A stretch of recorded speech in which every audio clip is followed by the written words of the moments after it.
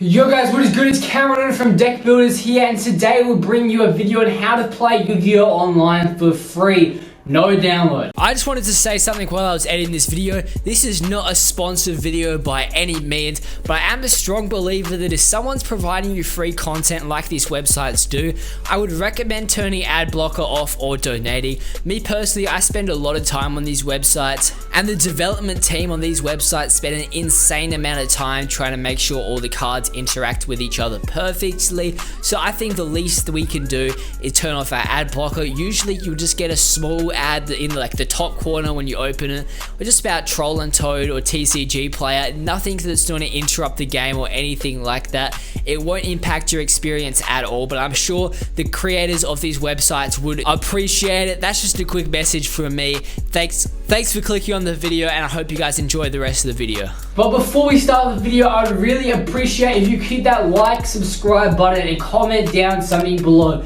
Maybe comment down below which one of these two websites you prefer, as well as I would just like to let you know that we post videos every Friday on Deck List. So we just post a deck list every Friday, so if you need a deck to play on one of these websites, I would strongly recommend you check out our channel. Maybe you find a deck that you like, maybe you find a deck that you want to experiment with, or maybe you find a deck that you've never even heard of before. So without further ado, let's get right into the video. Now this is going to be a quick video. We're just going to be going a quickly overview of these two websites. Now the first website is the first website I ever played Yu-Gi-Oh on. This is called duelingbook. It's changed its name a few times. I forgot what it used to be called. Now duelingbook is a Yu-Gi-Oh simulator. You can get together, you can get any card that you want, put it into your deck and play. You go join a game. Now I think it's a little more difficult to join games on this website because you can't just find a random game. But nevertheless, you go find a game, you click on a game to join, you start the game. Then once you get to playing, you have to do everything manually. So you have to draw manually. You have to click the button to draw. When a card effect is activated, you have to type into the chat, tell your opponent the card is activating and what it does, and then if it's to search a card, you manually have to go and get the card from your deck.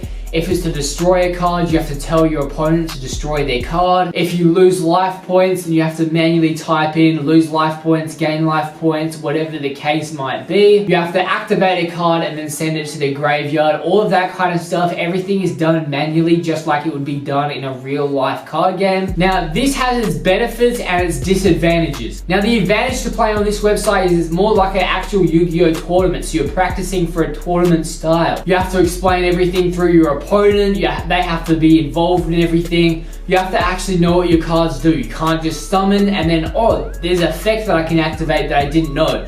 Like Dueling Nexus, which is the next website we're about to talk about. So if you're trying to practice for a tournament or whatever, I would strongly recommend you using duelingbook. You have to know your cards a lot better. But obviously the disadvantage is because everything is manual, people cheat, people try to take advantage of like wording, or some people just blatantly just do things that aren't in the rules. And obviously that can be a huge waste of your time. Now that if you're not sure about something, you can call over a moderator. If someone's just blatantly trolling, you can call the moderator and you can get people banned, but you still had to waste your time and deal with that. Now the next website is what I've personally been playing on recently, and that's called Dueling Nexus. Now this website's a lot more casual. Everything is done automatically. You can still get any card that you want in the game. All you have to do is add it to your deck and then you've got the card. But when you go to play, let's say you summon Alistair the Evoker. When you summon the card, you're gonna get a prompt that's gonna say one card effect can be activated. You're gonna click yes, and then you're gonna click on Alistair the Invoker, and then it's automatically gonna add one invocation to your hand. When you attack, they automatically lose life points. All the ruling and everything is done through the system, so you don't have to worry about any of that. Now, obviously, the advantages to that, it makes the game a lot more fun, a lot more chill. You can learn what your cards actually do, like, oh, I can activate this card in this situation. Oh, I can activate that in this situation. And another huge advantage is that people can't cheat, but the negatives are you kind of get into a mindset of like,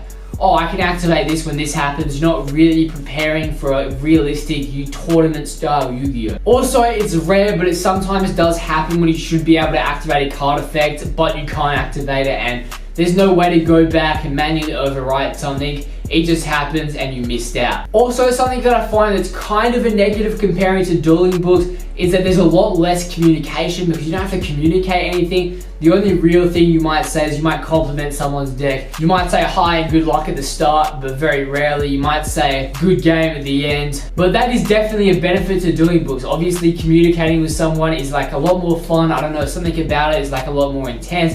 You can question people on the ruling, try to look into your cards a little more instead of everything being done through a robot. But again, it is more passive and more chill, so some people might prefer that. I do prefer a Dueling Nexus, as I've said.